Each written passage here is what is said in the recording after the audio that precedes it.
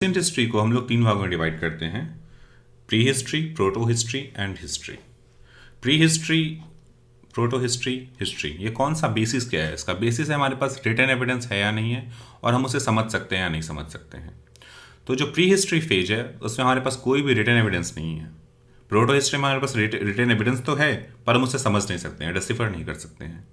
और हिस्ट्री वो फेज है जहाँ पे हमारे पास रिटन एविडेंस भी है और हम उसे अच्छी तरह से समझ भी सकते हैं। एग्जाम्पल के तौर पे प्री हिस्ट्री का एग्जाम्पल है स्टोन एज। प्रोटो हिस्ट्री का एग्जाम्पल है इंडस वैली सिविलाइजेशन, जिसका स्क्रिप्ट हमारे पास है पर हम उसे समझ नहीं सकते हैं। और जो हिस्ट्री है उसे हम अच्छी तरह समझ सकते हैं, जो इंडस वैली सिविलाइजेशन के बाद जो भी जहाँ से लिटरेरी एविडेंस हमारे पास आता है मॉडर्न पीरियड वगैरह से, उसको कहते हैं हिस्ट्री। ठीक है। अब प्री हिस्ट्री को हम डिवाइड करते हैं 5 लाख BC से लेकर के 3000 BC तक, और इसका 3 सब डिविजन्स हैं: पैलेलिथिक, मीजोलिथिक और नियोलिथिक।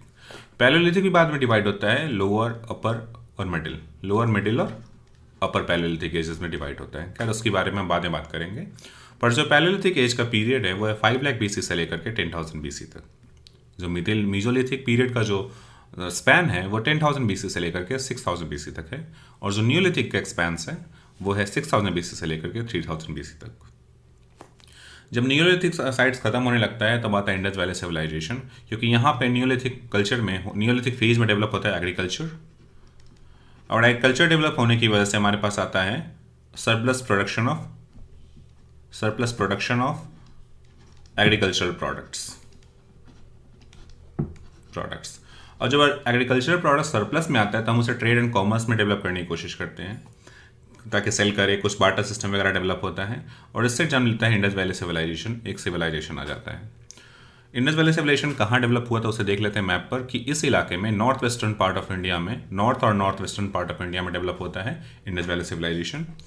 इसका कुछ इंपॉर्टेंट साइट्स है, जैसे कि मोहनजोदारो सबसे इंपॉर्टेंट है, हड़प्पा इंपॉर्टेंट है, चानुदारो, कोटदीजी, ये इंडस रिवर जो है इस हिसाब से ऐसे बहती है कुछ, और उसके आसपास जो भी सिविलाइजेशन डेवलप हुई उसे बोला गया इंडस वैली सिविलाइजेशन। इधर तक आया, दाइमाबाद में कुछ भी पाए गए हैं, लोथल भी इंपॉर्टेंट साइट्स हैं। इसके बारे में बाद में पढ़ेंगे जब हम इंडस वैली सिविलाइजेशन के बारे में पढ़ेंगे। तो ये कुछ साइट्स थे इंडस वैली सिविलाइजेशन के। उसका दूसरा है चालकोलिथिक कल्चर। अब हम चालकोलिथिक कल्चर कहते हैं, सिविलाइजेशन नहीं कहते हैं इसको, क्योंकि जरा मैप से समझते हैं इसको। ये पूरे इंडिया में इसका स्ट्रक्चर पाया, इसका जो रेमिनेंट्स है वो पूरे इंडिया में पाया गया है। हालांकि जो इंडस वैली सिविलाइजेशन था उसका रेमिनेंट्स इसी पार्ट में पाया गया है, सिर्फ north west and northern part में पाया गया है। तो ऐसा माना जाता है कि जब Indus valley civilisation dominant phase में था तो इंडस वैली सिविलाइजेशन में था ब्रोंज कल्चर, जिसमें कॉपर प्लस टिन को मिला करके बनाते हैं हम, और बाकी देश में कॉपर प्लस स्टोन चल रहा था। कॉपर को जब स्टोन के साथ मिला देते हैं, क्ले के साथ जब मिला देते हैं, तब उसे कहते हैं चालकोलिथिक कल्चर। ठीक है। तो जो बाकी इंडियन रीजन्स थे उसमें ऑलरेडी जो चालकोलिथिक कल्चर था वो डोमिनेंट था, लेकिन इस एरिया में नहीं था, तो इसीलिए हम लोग ब्रॉन्ज कल्चर पढ़ते थे इसको। लेकिन जब इंडस वैली सिविलाइजेशन खत्म हो जाता है तो ये चालकोलिथिक कल्चर उभर के आता है, और ये लोग चालकोलिथिक कल्चर को प्रैक्टिस करते हैं। तो इसीलिए जो साइट्स मिले हैं चालकोलिथिक साइट्स, वो ऑल इंडिया में ओवरऑल मिला है, इस छोटे से इस रीजन्स को छोड़ करके, क्योंकि यहाँ पे डेंस फॉरेस्ट था, तो फॉरेस्टेड रीजन को छोड़ करके साउदर्न पार्ट में भी पाया गया है, और नॉर्थ वेस्टर्न पार्ट में भी पाया गया, और थोड़ा सा ईस्टर्न पार्ट में भी पाया गया देखा जाए तो। इन तीनों इलाकों में पाया गया चालकोलिथिक कल्चर। उसके बाद 1500 BC में जब चालकोलिथिक खत्म होने वाला होता है तो आते हैं आर्यंस रशिया से, या कहते हैं स्टेपीज पार्ट ऑफ रशिया जो है वहाँ से आते हैं, और वो शुरू करते हैं वैदिक पीरियड। वैदिक पीरियड को 2 भागों में डिवाइड किया गया है, अर्ली वैदिक और लेटर वैदिक। लेटर वैदिक को इसलिए स्पेशल डिवाइड किया क्योंकि इसमें आयरन का इन्वेंशन होता है। मैं आपसे समझेंगे क्यों इसको डिवाइड किया गया ऐसा। तो देखते हैं, ये जो था ये था अर्ली वैदिक पीरियड, सिर्फ यहीं तक कन्फाइंड था, नॉर्थ वेस्टर्न पार्ट में, नॉर्थ और north western part, slightly north western कह सकते हैं। पर जब आयरन का इन्वेंशन होता है तो ये लोग एक्सट्रीम जो फॉरेस्ट होता है उसको कट करना शुरू करते हैं, और यहाँ पे सेटलमेंट इनका बढ़ना शुरू होता है, और इस तरह से लेटर वैदिक पीरियड में वो लोग पेनिट्रेट करते हैं इंटरनल पार्ट्स ऑफ इंडिया में। ठीक है। अब उसके बाद देख लेते हैं, उसके बाद आता है 6th सेंचुरी BC में रिलीजियस मूवमेंट्स, बुद्धिज्म और जैनिज्म। क्योंकि आर्यन जब वैदिक कल्चर आता है तो इसमें बहुत ज़्यादा एनिमल्स का सैक्रिफाइसेस वगैरह देखा जाएगा, तो वहाँ से कुछ एलाइटिस ग्रुप निकलता है जो कहता है कि अरे यार कटिंग, जो एनिमल्स को मारना वारना बंद करो, थोड़ा कम करो, और वहाँ से निकल के आता है 2 इंपॉर्टेंट रिलीजन, बुद्धिज्म और जैनिज्म, जिसके बारे में आर्ट एंड कल्चर में पढ़ेंगे। उसके बाद आता है 16 महाजनपद, 6th सेंचुरी BC में ही, और इसको जरा हम देख लेते हैं कि मैप में 16 महाजनपद कहाँ पे इस्टेब्लिश हुए थे। तो ये मगध जो इम्पोर्टेंट बहुत ज़्यादा है, अंग, फिर वत्स, छेदी, अवंती, मत्स्य, सुरासीन, कुरु, पंचाल, और 2 जो थे वो पाकिस्तान पार्ट में थे, बाकी 14 जो थे हिंदुस्तान के इलाके में थे, इंडियन सब कॉन्टिनेंट में थे। गंधारा और कंबोजा ये दोनों पाए गए हैं पाकिस्तान में, मॉडर्न डे पाकिस्तान में, और बाकी जो 14 के 14 है वो पाए जाते हैं हमारे इंडियन सब कॉन्टिनेंट में, इंडिया में। ठीक है, तो ये था 16 महाजनपद।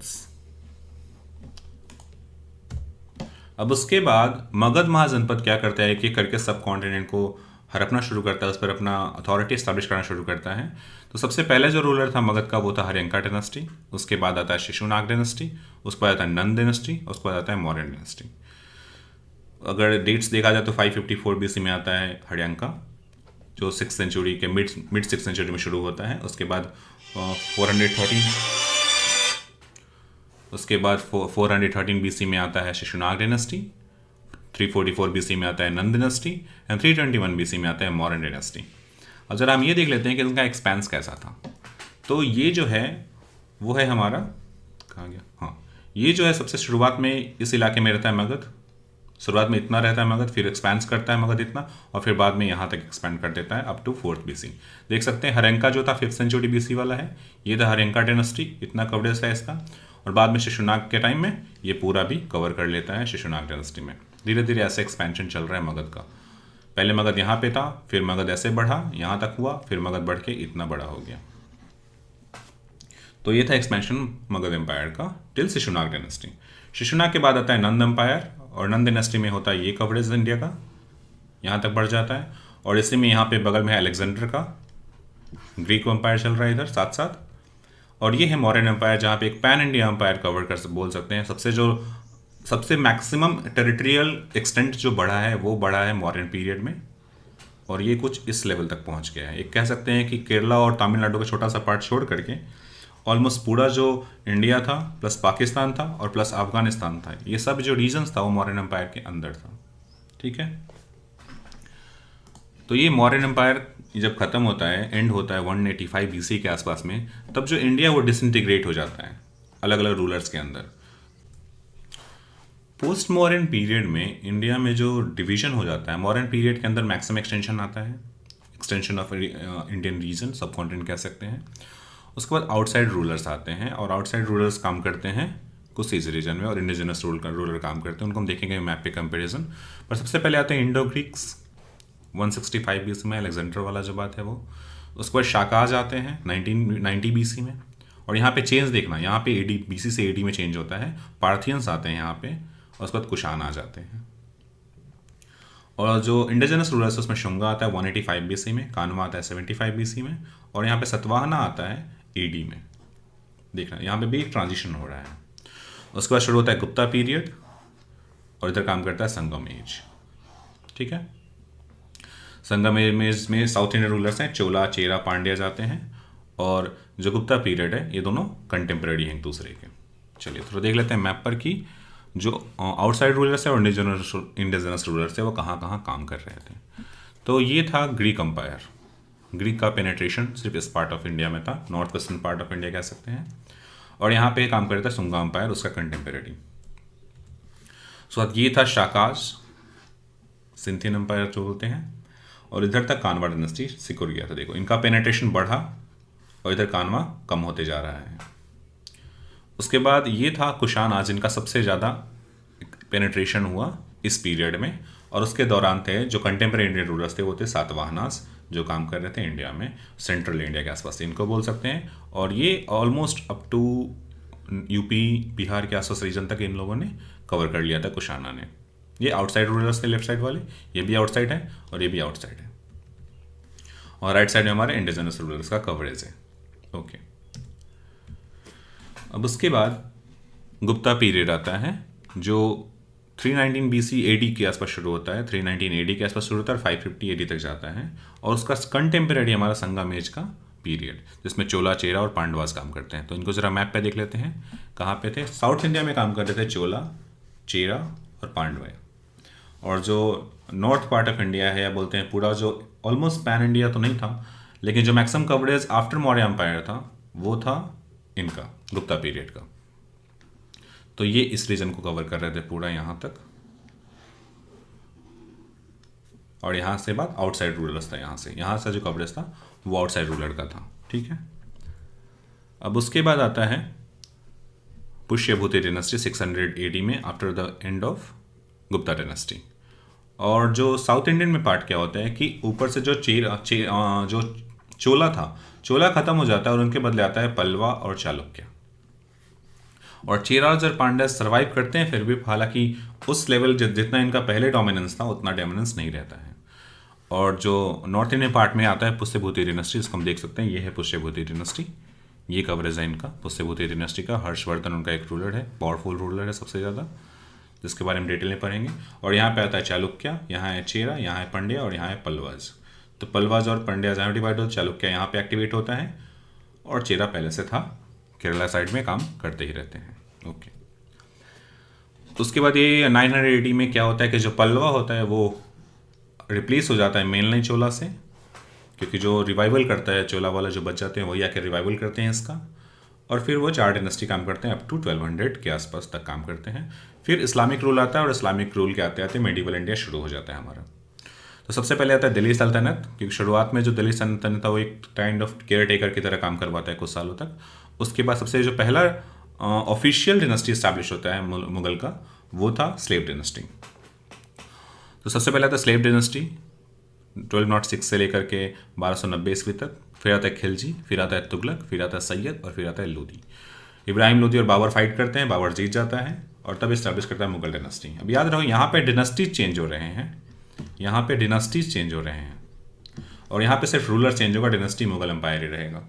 सबसे पहले आता है बाबर, फिर आता है हुमायूं। हुमायूं को सूर डिनेस्टी हटा देता है, शेरशाह सूरी, और सूर डिनेस्टी का सामना करता है वो। हालांकि वो सिर्फ 15 साल तक काम कर पाता है, और वापस फिर हुमायूं उनको हरा देता है एक कॉम्प्रोमाइज़ करके किसी दूसरे रूलर्स के साथ।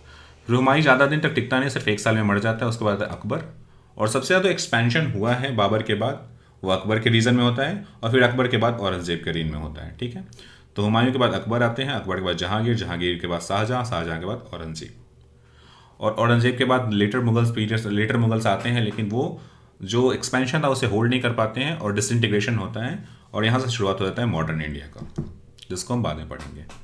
ठीक है, तो ये था पुष्यभूति डिनेस्टी, और ये थे साउथ इंडियन रूलर्स। उसके बाद आता है ये था प्रतिहार गुर्जर्स, जो काम करते हैं आफ्टर दिस पुष्यभूति डिनेस्टी। जो ये 3 रूलर्स आते हैं, प्रतिहार गुर्जर्स, पाल रूलर्स और राष्ट्रकूटा, ये काम करते हैं इस रीजन में।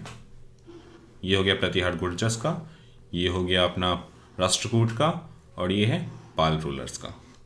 और इसी में नीचे चोला, पंड्या, पल्लवाज काम कर रहे होते हैं ऑलरेडी। हालांकि इनको धीरे धीरे कभी झगड़ा होता है इनका, और एक दूसरे को कब्जा करना शुरू कर देते हैं। तो यहाँ पे ख़त्म होता है ये। अब ये था दिल्ली सल्तनत, उसका मैप थोड़ा देख लेते हैं कैसे इस्टेब्लिश हुआ दिल्ली सल्तनत। दिल्ली सल्तनत सबसे पहले आता है स्लेव डिनेस्टी है ये इसका कवरेज ये रहता है। उसके बाद ये खिलजी डिनेस्टी, और सबसे ज़्यादा कवरेज होता है तुगलक में। बाद में सैयद और जो लोधी आते हैं वो ड्रास्टिक चेंज होता है उनमें, और सिकुड़ जाते हैं, छोटे से रीजन में काम करना शुरू करते हैं। और इसके बाद आता है हमारा मुगल एम्पायर, और मुगल एम्पायर ये देख सकते हैं, ये है हमारा बाबर वाला रीजन। फिर ये जो रीजन देख सकते हैं ये है अकबर वाला रीजन, और जो ये नीचे वाला जो डेक्कन का जो एक्सपेंशन है वो औरंगजेब ने किया था। तो फाइनली औरंगजेब का रीजन ये पूरा है।